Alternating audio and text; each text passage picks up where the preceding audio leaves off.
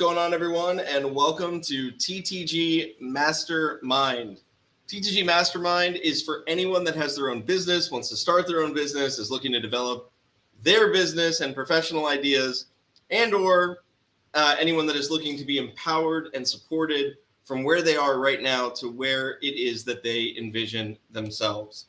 This is the second live stream that we have done. It is the second one. I feel like that intro was a little bit smoother than what we did yesterday. We got 96 people watching. There's 454 people that are subscribed. I feel like we're making some headwind right now, right? Like possibly going to give Joe Rogan a run for his money sometime soon. All right. So if you're here, thank you so much. Smash the like button, subscribe to the channel, share it with a friend. We got something pretty special for you guys today. So what I'm trying to do on this channel is I'm trying to get guests on here that we can just sit back and have a very fluid conversation with. All right. There's nothing for me to sell you on here. There's nothing for me to ask of you on here other than to smash the like button. Definitely do that, or you're just kind of a jerk off. But I digress. What I'd like you to do is pay attention, because I have somebody I'm about to bring on who's not only a good friend, but he's somebody that I respect in business quite a bit.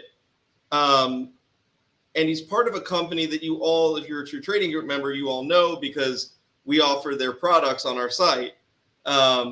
So, I'm bringing on here in a second Luke Jacobi, who is literally the second in command over at Benzinga, right underneath the founder, Jason Raznick. And I'm going to bring him on. We're going to figure out, or we're going to pick his brain. We're going to talk to him, or I'm going to talk to him. I'm going to pick his brain. And I want to know what it takes, or what does it look like when you are scaling your business or trying to scale your business to 9 figures. That's what I want to know. All right. So without further ado, here we go. Luke, what's going on, man? Not too much. How you doing? Good, good, good. You are so much more professional than I am. What? My clothes you're saying? No, like you're in a button down. You look, yeah. Well, here's the issue: is I used to wear like a t-shirt and shorts to work every day, and we had 2 days in a row where there was like an interviewee coming in, and I forgot about it in the morning and just like looked like shit. And so, no, this is a true story, and it's like such a bad impression, like when you're trying to be serious and like get somebody motivated and set some expectations. And so I'm like, all right, I'm just buying 10 shirts, 10 pants, wearing the same thing every day. Make it easy. Nice. I just I wear True Trading Group shirts until the paint fades. At this point. There you go. So you got the old school one. That's where I'm at right now, dude. Thank you so much for coming on, man. So tell me a little bit about your role at Benzinga. What do you do? I'm like the problem solver guy. So this is gonna sound like a weird role description, but basically we have our goals of what we're trying to achieve. We have our financial goals, our non-financial goals, where we want the brand to go. And I'm the guy who gets to take a big step back every month, quarter, week, and say, hey, how are we looking on these things? And then hop in where we need to hop in. Say, hey, the financial side of things, we're not making the sales we need to make. Let's go dig into the problem and solve that problem. Hey, the brand isn't delivering on what we want it to deliver on. Let's go hop in and figure out how we deliver on that. Nice. So somebody today in chat said that Benzinga.com was like the new version of the Wall Street Journal. Like for millennials or for Gen Z, that Benzinga.com was where more and more people are coming to get their financial news and their stories and so on and so forth, which is kind of crazy because, correct me if I'm wrong, but Jason Raznick, the owner of, not owner, but the founder of Benzinga, started the company, I think it was in 2010. And then essentially, is it? I've heard rumors. Is it true they grew it out of his basement or something? Yeah, that's where it started from. It started as a blog, Right. like literally just like a dude writing his blog as a passion project. Um, and the way that I got to the business is when it wasn't a ton more than that. I was 19 years old, and I'm about to turn 30 now. And it was just, hey, come. I was a stock market junkie, like I'm guessing a lot of people who watch this are. Yeah. And it was, hey, come write your opinions, because I was fired up and very opinionated on specific stocks. Come write your opinions on these stocks. And eventually a business grew out of that blog, just a group of passionate people. How many people were there when it started? When it started, it was just Jason. When I joined, it was maybe like a group of 8 or so. How long after 2011 did you come into the picture? The end of 2012. Oh my gosh! So literally right at the beginning. Oh yeah, yes, Jason is significantly older than you, no? yeah. He's in his mid 40s, So and again, I'm about to be 30. how did a 19-year-old kid get involved with a 40-year-old entrepreneur that was about to, or was in the process of starting this business? So it's like this is the power of like not being scared and reaching out. Like if you have something that you want to do or you care about, just reach out to people. So, uh, StockTwits, you know that website, I'm Mhm. sure, of course. Okay. There was this troll penny stock called Vringo that I was really into. Um, so was Jason, and so like we were both just random people, talking our book on StockTwits. I saw that he was in Michigan, and so I just sent him a note and said, "Hey, I'm also in Michigan, just reaching out to say hi." He responded with, "Hey, I started this website, Benzinga.com. You should just write articles on Benzinga.com with me." And that That's was great. it. You know what It, I re- mean? Just reaching out, if you keep saying hi, all that sort of thing. it almost reminds me of like, remember Investors Hub? I mean, I know it's still For around, sure. but when it was actually, Yeah, they might be offended by that. I don't care about that. I know Clem and them. I mean, look, cool guys. But even they know it, right? But like when Investors Hub, because Investors Hub was the original like social media of stock market, so to speak, you know, Yep. very early on, before 2010. I mean, you're talking, 2005, 2006. I mean, it was very early on message boards It's like before. Yahoo message boards at that Yeah, time. yeah, yeah, right around the same time. Um, and when you tell that story, it's kind of what I think about, right? Because that's how it was. There was a lot of people out of the old Investors Hub that started businesses like that, or not as to where Benzinga is, but had started IR firms, or started to write for Yahoo Finance, or got jobs at other places. There was a lot of people that did that. It was a very powerful thing at the time. I mean, passion cannot be matched. Like it too, I'm sure, as an entrepreneur and somebody who started And businesses. right Like, now it's just crazy obsession, but yeah. but our writers, right, for Benzinga.com. Like you might think like we go to journalism schools and we're recruiting these people who are graduating from journalism school and learned how to write, for 4 years and that sort of thing. We do a little bit of that, and those team members are fine. Like our writers who perform the best on the site we will email our subscribers and we'll say, hey, you love stocks, right? You love our content, you know what we're doing. If you want a career in this space, here's a sample writing prompts that you can try out. And Mhm. it's just you get people who are just passionate about what they're doing. They're passionate about the markets, and like that's how careers are made. Yeah, I mean that's what we do, man. You always, we try and hire from within our community over at True Trading Group as well. It So makes such a difference. what did it start with? So Benzinga.com goes online. You guys get together. You start writing. You're putting up content. You're passionate about that content. How do you initially turn that into a business? What did you do first?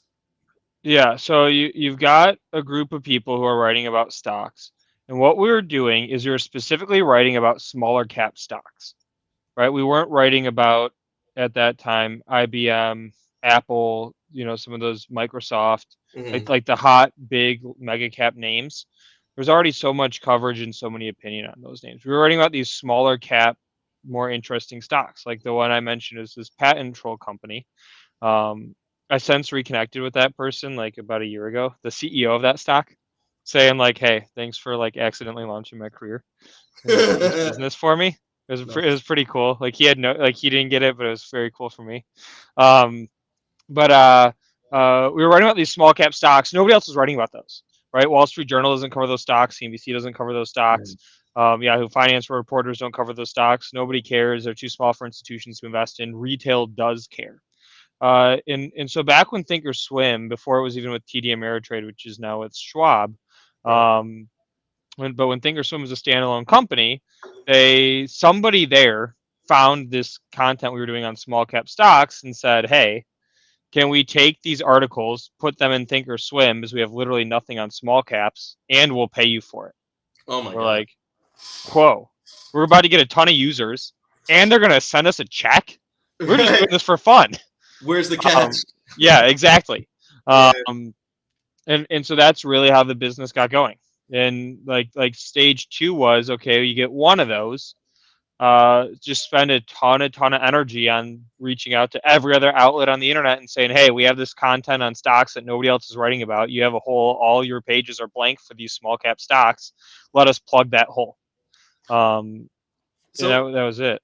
yeah. So early on, I'm not sure it would have been much of a problem early on because back then things like talking specifically about SEO, things like duplicate content really wasn't that big of a deal back then. The algorithm hadn't really caught on all that much. You're talking like 2012, 2013, right? Hmm. Um, So essentially, what you guys were doing is you would take content and you would redistribute that content on other people's sites so that they would have the content to fill that hole, right? Hmm. Yeah, exactly. How did you how did you get the content to begin with? Where were your people getting it from?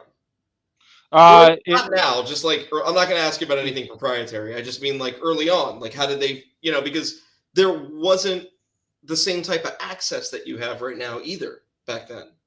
it was like all just nerdy, passionate dudes like me. It was like, okay, I got this set of names that I care about, or I can run a screener to find some names that are interesting, or look at movers. Um, and that's what we were deciding to cover. Like there was no rhyme or reason to it. Like I think one of the big problems that people make when they are starting businesses or trying to grow businesses, like way overthinking it, like spending 95% of their energy on planning and strategy building and 5% on executing. We've always been the exact opposite. Like, all right, we're just gonna start writing some stuff. It's probably not the right thing or the right angle or the right way to do it. We're just sort of picking arbitrarily, but at least we're getting content out there, and then they'll tell us what's wrong with it. No, and I love that. I love that, and there's a lot of freedom in that when you're starting a business, being able to kind of just pivot and do what you want when you want to do it. When it's a smaller business, there's a lot of creative freedom. There's a lot of brainstorming. You can really stick and move. You know, and then we talked about it yesterday on here. We had another guest on here, but we had talked about it yesterday that it's interesting because you get in this mentality of like we're just gonna figure it out. We're gonna figure it out. We're gonna dive in. We're gonna figure it out. It's all gonna work out, and that's part of the excitement of it. For sure. I mean, like, yes, you just got to take action, and like just know it's the wrong action, but take some action. Yeah, Like I don't know. I have so many buddies who like want to start businesses or have ideas, and like they'll come to me. Uh, I'm sure they come to you a and lot now. but it's like they all just want to like over plan this stuff. Yeah, buddy, right? He bought a couple of lawnmowers, wants to make a lawn care company, and he's Do they like, have lawns in Detroit? "Oh yeah." Not in Detroit, suburbs, maybe suburbs now. Got it. Joking. Um, but it's like so much time, like thinking through, like building these diagrams you get from like a McKinsey website of like your competitive advantage. And I'm like, dude, let's take $50, print out 500 flyers, go to one subdivision and put it in every single mailbox, and Yeah, just put like first cut is free. You're gonna get at least 6 calls. It just do it. And there's, like, I feel like just businesses never get off the ground because there's so much overthinking that goes into it. I agree. I think there's a lot of overthinking, and I think people are afraid they don't want to spend the money on those flyers.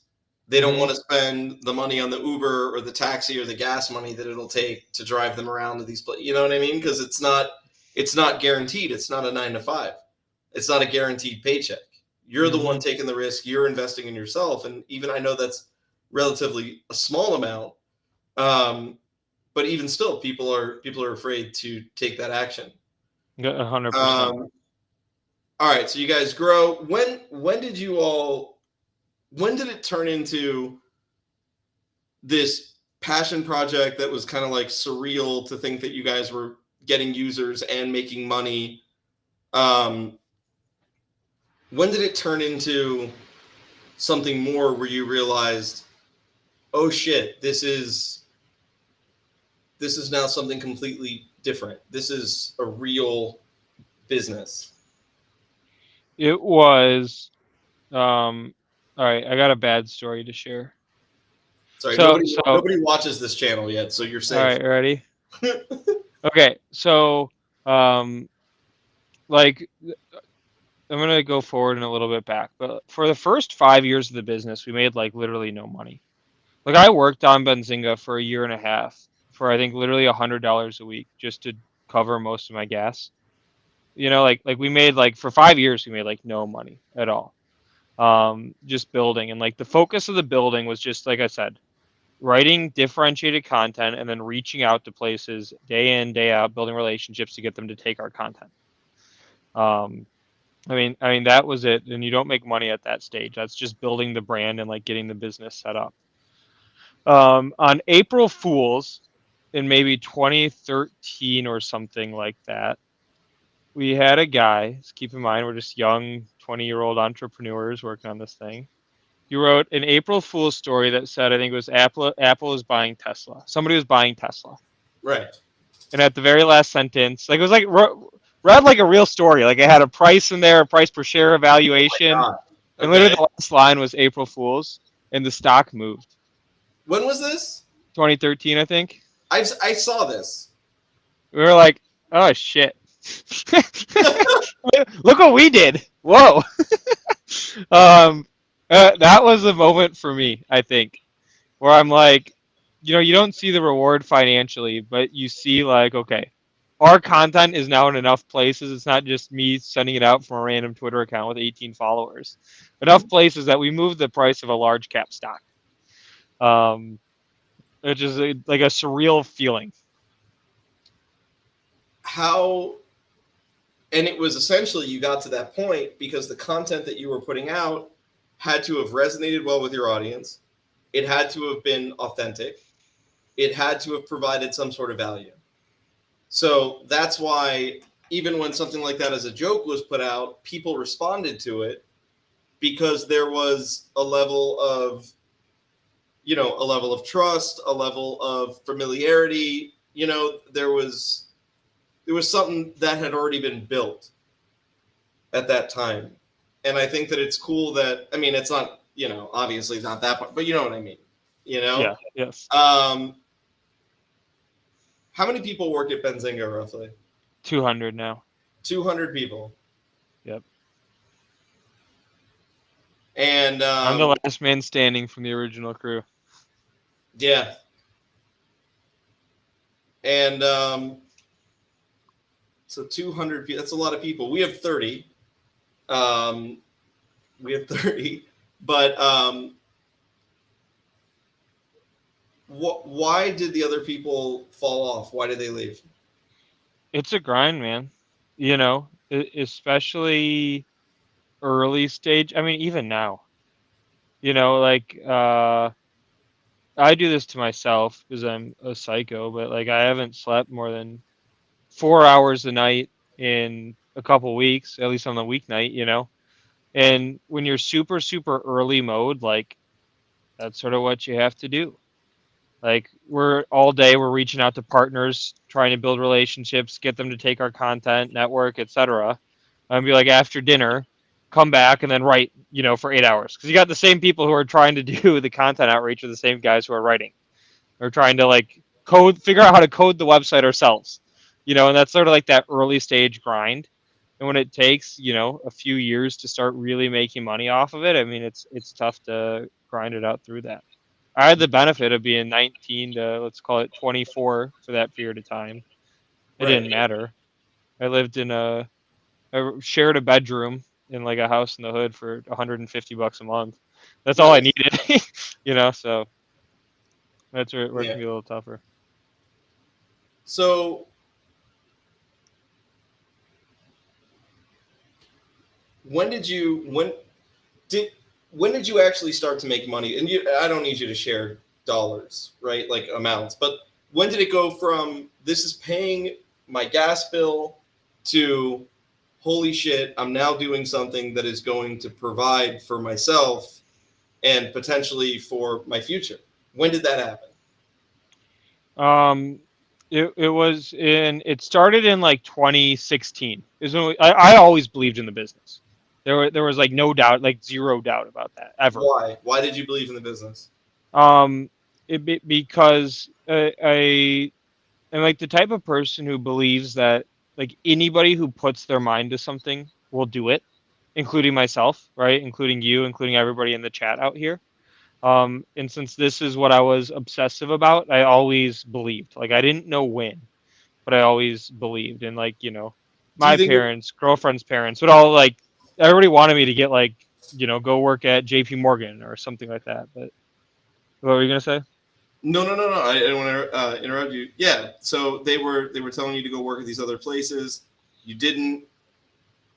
Was it Yeah. But ultimately you had to have believed in whatever vision or whatever it was that Jason Raznick was creating at the time? yeah, like I believed in the like here was our thesis, right? So like I always believed and the thesis was if we get enough eyeballs and we get enough users, we'll be able to figure out how to monetize that at some point in the future. Mm-hmm. We didn't know how or when or what, but our general thesis, right, once we saw like the power of just getting on that one Thinkorswim platform with I Right. don't know 30,000 users, the Mm-hmm. power that that can have. Um, and so like the time came in 2016 like when we were generally like okay we're now getting 5 million people a month to benzinga.com. We're there, like we can start to figure out how to make money with this, and that's when we really started to monetize it. And for those that are listening, you can start to make money online with far less than 5 million people a Yeah, month. but we had no idea what we're doing. We're just But like keep building the base, build the base, build the base, build the base. yeah, That's no, the I engine, you get it, know. man. That's kind of my whole thing too. I mean, you know that I've I invested a ton of money in different domains and content and stuff, and I'm not, most of the time I'm not interested in seeing a quick return on my spend. I'm way more interested in building a base and building a base because as long as you have eyeballs, you'll always be able to monetize something. Yep.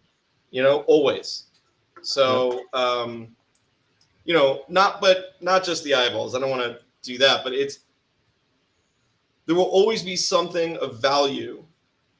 There will always be a problem that you can solve and charge a fair price for it. Hmm. You know, um, so then this turns into something real for you. I mean, not to say that it wasn't real before. You believed in it, but believing in something means that you have to have a little bit of faith in it, right? So if I believe that something, so for example, let's use working at a hedge, J.P. Morgan versus working at Benzinga. At the time, girlfriend's parents, family, everyone is saying, go to JP Morgan, go over here. It's safe, it's secure.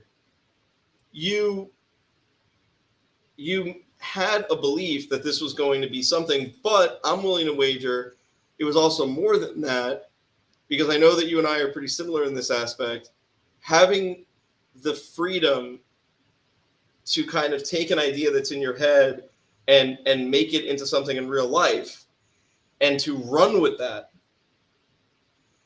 idea, whether it's Benzinga or Mastermind or True Trading Group or whatever, that's the stuff that I fell in love with, was being able to have the freedom to do that. And you don't get that freedom at a JP Morgan. For sure. Without a doubt. Like, I like being able to create, like the, again, sort of like weird, but like my favorite time of the week is our Saturday mornings. So I just got a good sleep. I'm well rested, and like nobody's going to bother me. And I just It's like only because you don't have kids yet. I don't have kids yet. Maybe ever. We'll see. Um, but I wake up and I just have so much energy because it's like, okay, it's such a clean slate. I can literally go do whatever I want. If we want to create a new page on the website, we want to think up some product, we want to find like some new type of advertiser we never reached out to before. It's like you, as an entrepreneur, have the ability to do literally whatever it is that you want to do. And I couldn't Yeah. imagine not having that. I think that's amazing, dude. I think that's pretty awesome, man.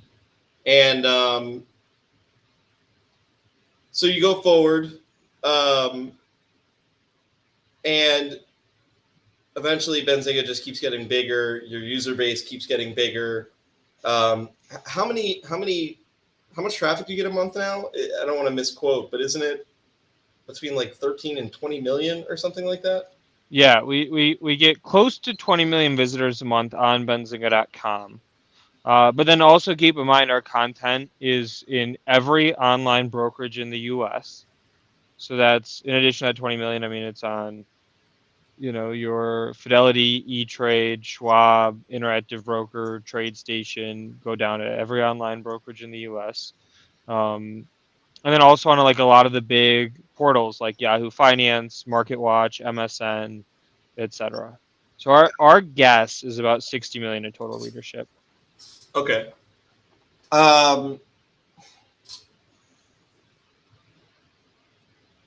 So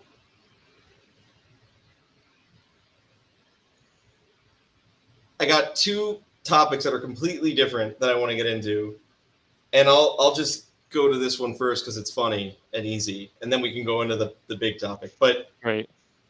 first one is, look, your content is very good. If you and I are friends. I'm a huge fan of you and Andrew and Jason and everyone over there. If you put a gun in my head and you said, name the top things at Benzinga, I would tell you the content and that news feed, man. Mm-hmm. That Benzinga news feed is quite literally the only thing that can hold a candle to a Bloomberg terminal. It is the closest thing that you can get, in my opinion, to something like that without actually spending the money and going through the process of getting a Bloomberg terminal. I want to know, I got two questions. First question, how did that come to be? It seems like a massive, massive undertaking. Yeah, it's a decent number of people, right? It's like 8 full-time people just work on that. It's a lot of salaries to pay just to work on that, and you got all Yep. the tech infrastructure and everything. But how it came to be was, thinking about problems that users have. Like we decide to monetize. There's no good solution, or there wasn't at that time, good solution for individuals to get news in real time. Right? If you're paying 25 grand a year and you're a trader on I don't know, at Goldman Sachs, you have a Bloomberg terminal, like you're getting everything up to the minute as it comes out. What is there for an individual investor? Nothing. Twitter feed, You want to have 800 symbols filtered in your Twitter with all the bullshit in there. You know what I mean? Yeah. That's it. So that's where it came from. It's just Um, like time to monetize. What's the first problem we can solve?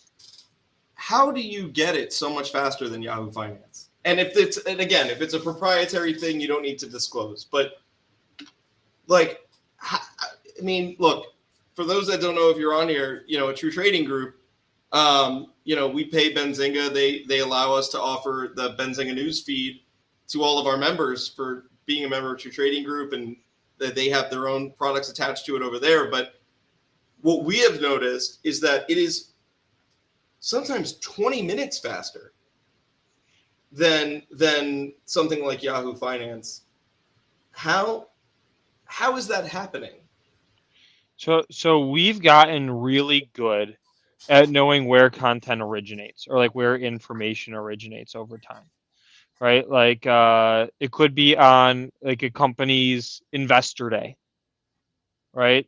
You're not going to, as an individual, listen to the 10 investor days that take place, but we'll Right. have them on with our team, right? Each person's assigned to one. It could be court filings, right? And you got to be scraping every state's court website every single minute to figure out what new filings there are and have some of the machine learning to look for company names that are within it. So it's just a matter of becoming really good at figuring out where news originates. And it's like just like going back to the case of just like try something and get started and take action. Like it didn't start like that. It's the way that we got there was we started posting real time info on what we knew, and then we'd see a stock move and we missed it, and you just reverse engineer it. It's like, oh, that came from here. All right, here's another source, and here's how we get the Right. And then information out you of that eventually source. find the place of origin, and you Exactly, can add it to the list. exactly. You do that for a couple years, you're pretty comprehensive. Right. Um, yeah, you built one hell of a product, dude. That Thanks, that man. I that news appreciate feed. it. Yeah, no, look, that news feed has made, look, we don't have, you know, 60 million visitors. We got, almost 11,000 members, and I'll tell you right now that a lot of those members have made a tremendous amount of money and or have saved a tremendous amount of money That's with awesome. that product. Hell yeah. That's Um, great. so my next question is, part of the Benzinga news feed is a squawk, right? Yep. Okay, this is a two-parter. First, the gentleman that reads the news, Charlie. Benzinga Charlie. I I have I have to. He reads that thing like 24/7, right? Pretty close. 4 a.m. Eastern to about 8 p.m. Eastern. Okay. How did you? How did you? What did the job posting look like for him? Like when you were looking for somebody, what did that job post look like? Right. It didn't look like that. And again, that goes to you got to find people who are, passionate as hell. What is he? I mean, yeah. I mean, is he He just was like he was a in trader. a recliner, just like on his phone, like, oh, hang on, this is like. I mean, that's what is he doing? It's crazy. He was a trader, burnt out at trading, right? We all know the stress, or a lot of us know the stresses of trying to trade full time, right? You do that for, I mean, he did it for probably close to 20 years Wow. and just said, all right, I love the markets. I'm obsessive. I can't get too far away, but I'm done trading every single day for my income and my family. Wow. And he's like, now I'm just going to read news. Read the news all day, every day. Does he do that from your office? No, he does not. He does it from home. And what does he do? He just He he has all the feeds up. He's got like imagine the 8 monitor setup, right, with all the okay. feeds of scrolling information, Yeah, everything, and all yeah, the yeah, yeah. alerting and bells that go off, and flashing colors. Uh, and that he's watching it. Unmute the mic, squawk it out, put it in the chart to see the price action, throw the update in, on to the next one. That is so cool. Yes. Yeah, that guy does a phenomenal job. Irreplaceable. All Yeah, day, every day. I mean, I got to tell you, crazy. that is the perfect way to describe him. That person is 1000% irreplaceable. Yes, yes, without a doubt. Because I've seen other products, right? There's other products that are out there. A lot of it is very, very curated because they simply, they obviously don't have the staff or the engineering to offer a bigger product, right? Yes. Um, so, but I mean, that had to have been such a crazy project to put together. I Oh mean, yeah. because even though you're getting a lot of even though you've identified a lot of the sources, even though you've gotten very good at understanding where news originates, at the end of the day, it's still has to parse that data. There's got to be some level of quality control. You can't just put out any bit of news that comes out. Um, there's a lot of garbage out there, you Oh yeah. know. You need the Um, editorial layer. We uh, didn't have that always. no, We learned our lesson there. but you evolve, and I don't know anyone that started perfect 100 out of 100. Yeah. You know, and like you said, you got to be willing to just try something, even if it means you got to make adjustments and fail later. That's a good question from Heather. Who fills in if he's sick? We got this guy named Bill. Benzinga Just Bill? I don't know. I try to call him Benzinga Bill. He doesn't like it. He's just Bill. We call him just Bill. Great. I like Yeah. Charlie. No, Bill is awesome too. But yeah, Charlie is, you can't match that passion. One more light question, and then I'm going to dive into the big one.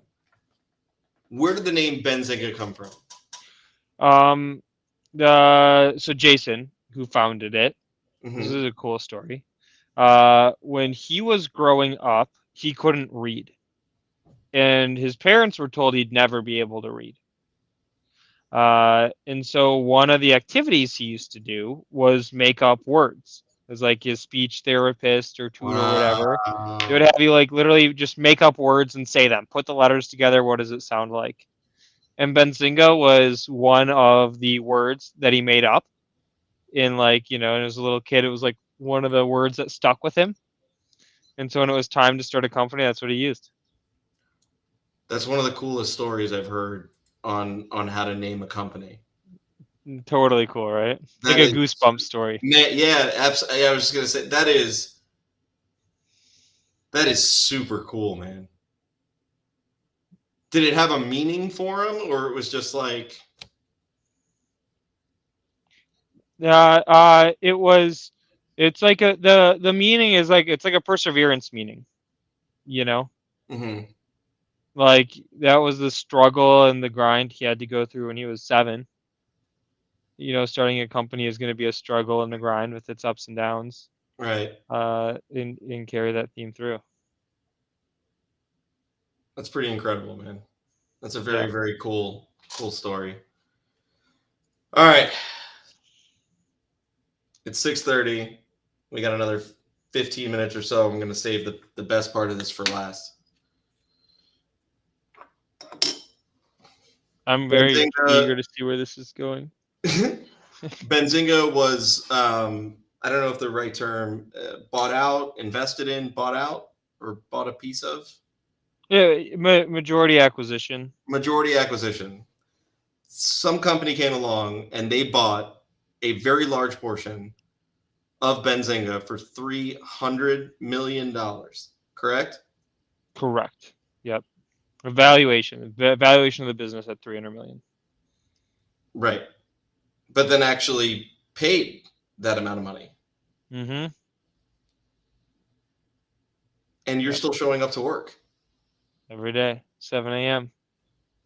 does, No. does Yeah, it was a really Jason rewarding come to day. the office? What'd you say? Does Jason still come to the office? We see him. No. No, Um, good for it, him. it was a really rewarding day in time. It's like I mentioned, right? We had years where we made literally no money. You start making like okay money, and then you do something like sell majority of the business at a 9-figure valuation, and it's a crazy day, something I'd never experienced before. I mean, The obviously, as somebody that's been there from the beginning, and again, I don't want to, nor do we need to get into specific numbers, but obviously, it must have, as somebody that's been there since the beginning, I am sure that it had a profound impact on your life. Yeah. I obviously had a profound impact on Jason's life and the other people that work there, and rightfully so.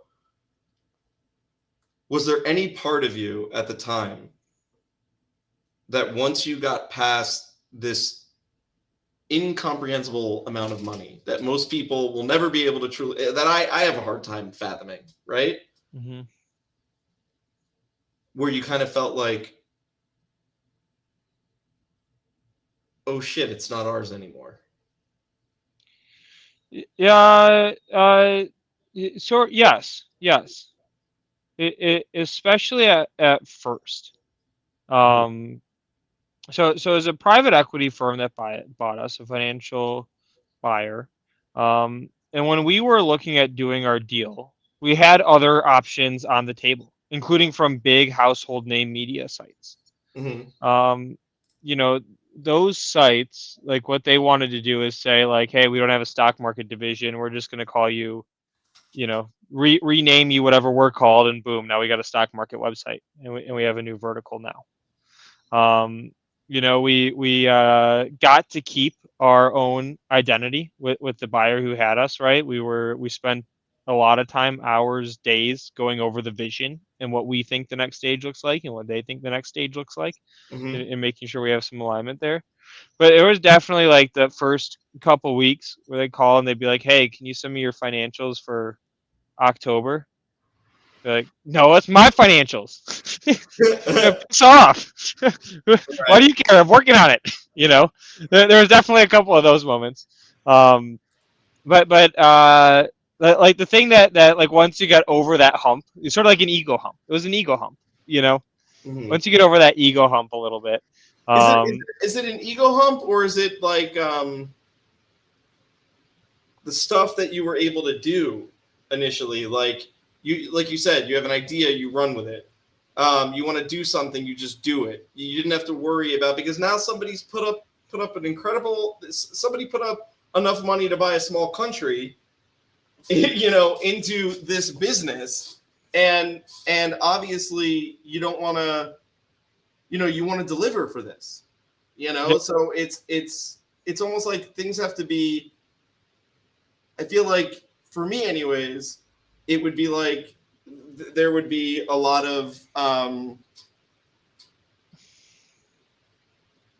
it would feel very, very, I don't, because it was always corporate, so maybe corporate's the wrong word, but it would feel like overly corporate or something, like less of an art studio, more of the office from Office Space. You know what I mean? Yeah. I mean, like that's the tough part, is there's more pressure to succeed. Um, like I'm like you, like we're both pretty self-motivated people. Mm-hmm. We don't need somebody breathing down our necks to say, hey, show up to work at 9 a.m. or Right. else. Or like, hey, grow revenue or else, right? We're doing that to ourselves. And when you add in that layer of like, okay, I'm doing this for somebody who isn't myself now, it's tough, right? You Of course. something misses. I feel not like I'm just letting myself down, but like I'm letting other people down. That screws with me in a big way. Of course. I've gotten through some of that, but it's tough. Um, you're 30, right? Or about to turn 30? About to be, yeah. Yeah.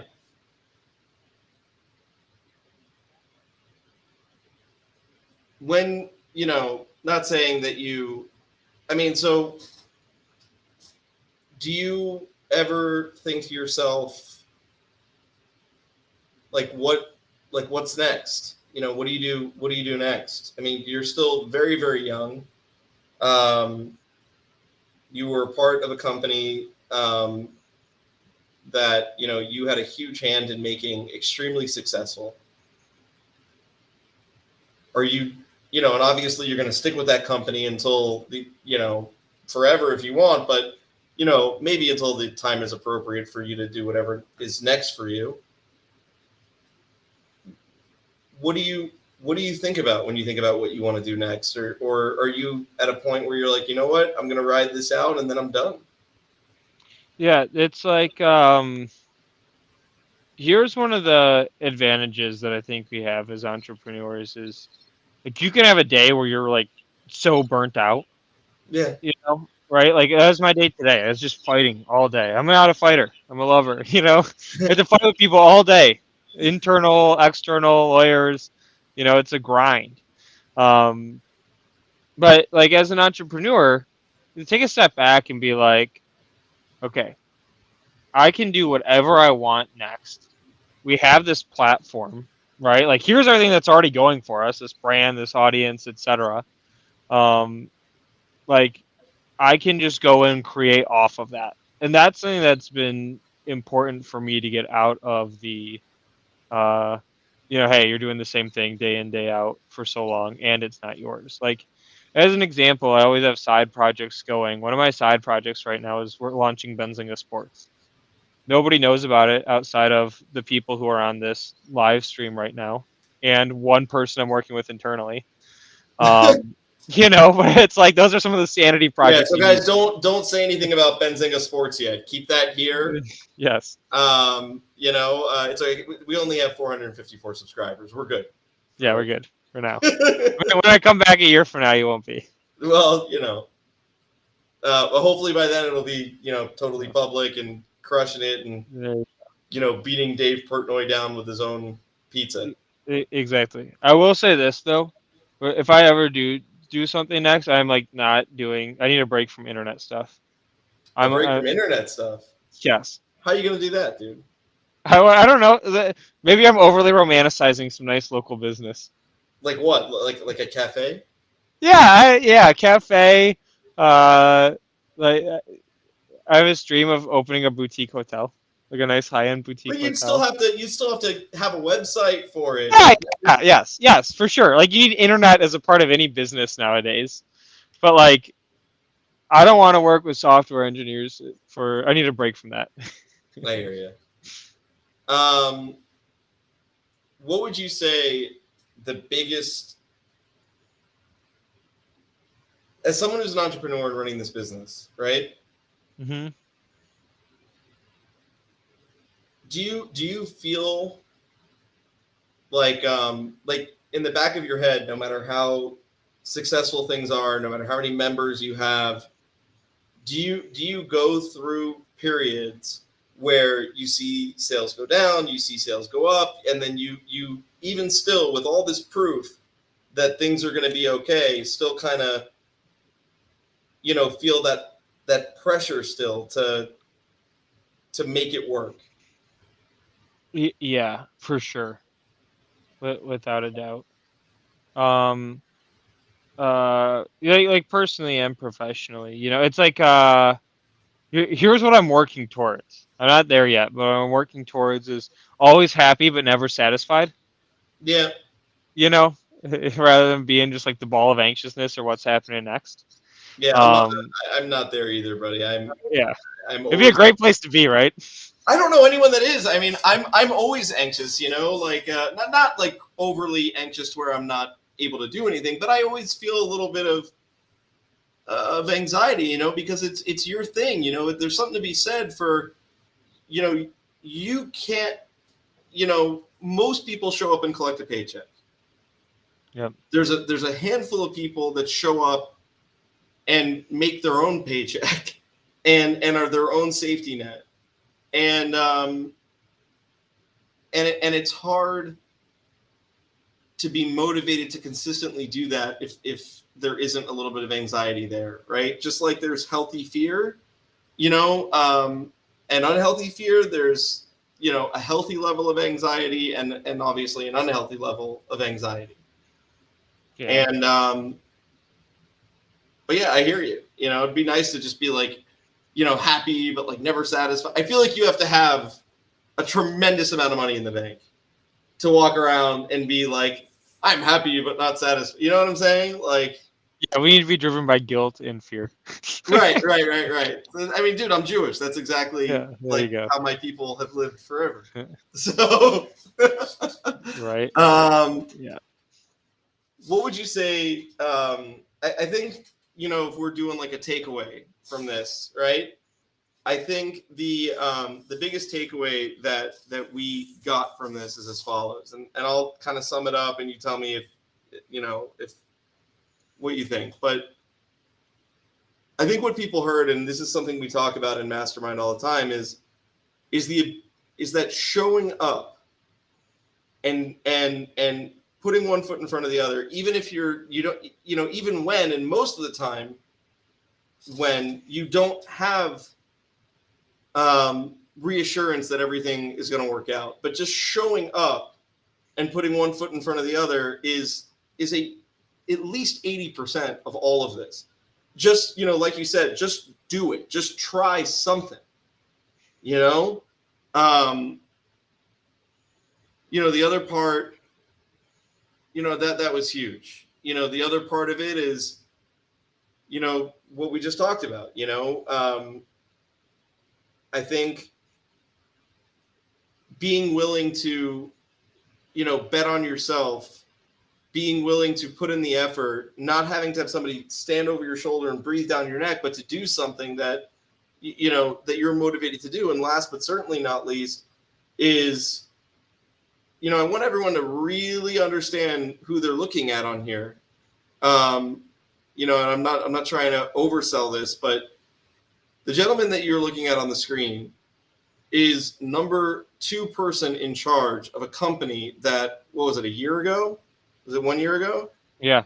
Yep. 1 year ago sold for $300 million. This is the number 2 person there. I'm fairly confident, you don't need to confirm or it's not the point, but I'm fairly confident the person on the screen most likely does not have to work again if they so choose.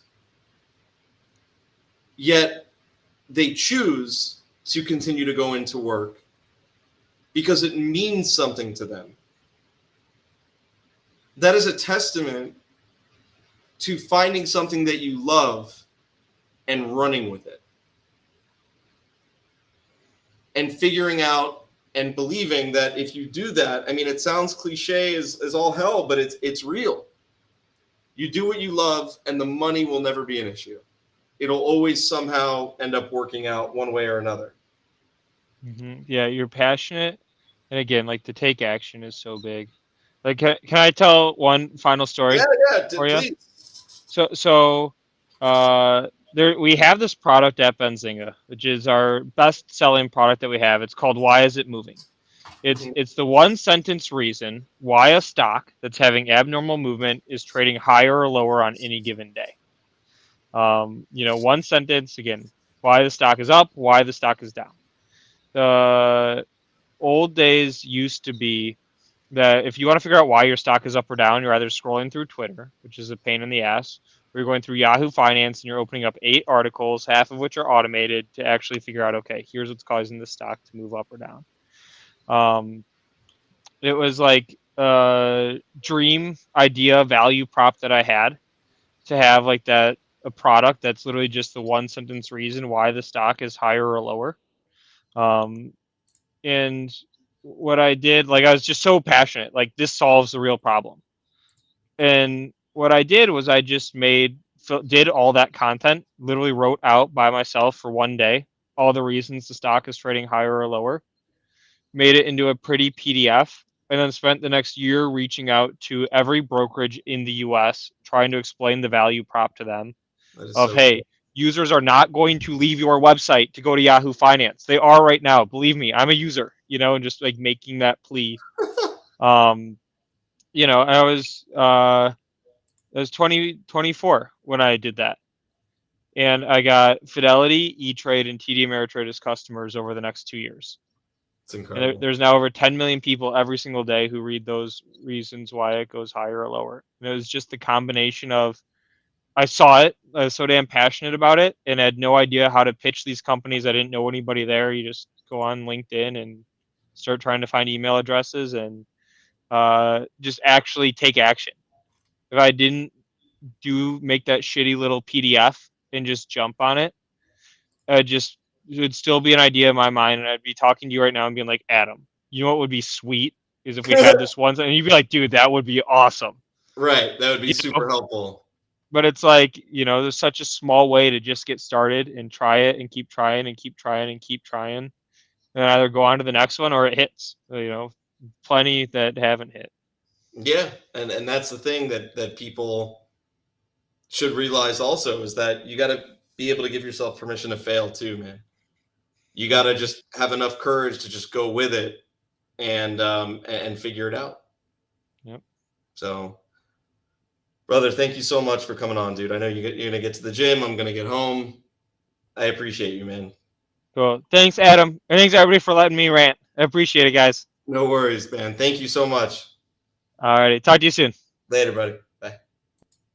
Man, that was pretty freaking awesome. If you haven't already done so, go ahead, smash that like button. We actually have more likes than we do viewers on the stream right now. Is that wishful thinking to think that could continue? Anyways, I thought that was really great. I feel like we're off to a really strong start on this channel. Make sure to tell your friends, your family, share the channel with other people. Let's grow this. Let's build our own community. This channel and TTG Mastermind, this is not True Trading Group. This is its own thing. Okay? This is its own thing. Let's build this community. Let's show it to other people. Let's build this out. I thought that was awesome. I really did.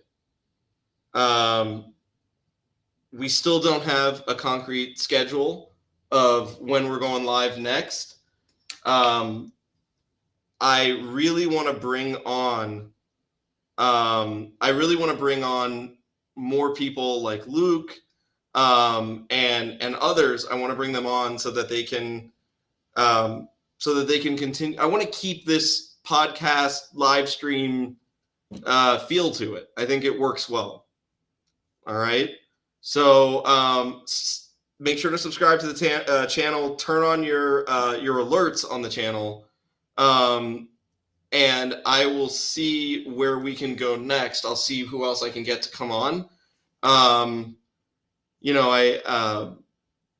So we did an award-winning hedge fund trader yesterday. Today we did a 30-year-old that's number 2 at a business that got bought out for $300 million.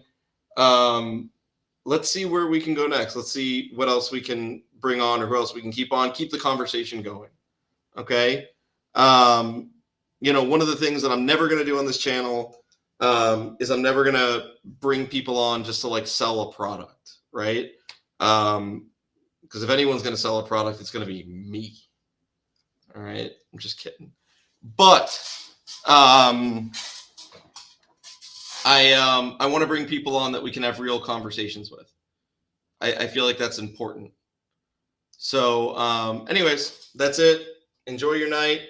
I will let you all know when the next one is. Make sure you're subscribed to the channel. Turn on the notifications so you get the alert when we're going to go live again. And that's it, man. You guys are all appreciated. Thank you for being here. Tell a friend and have a good night.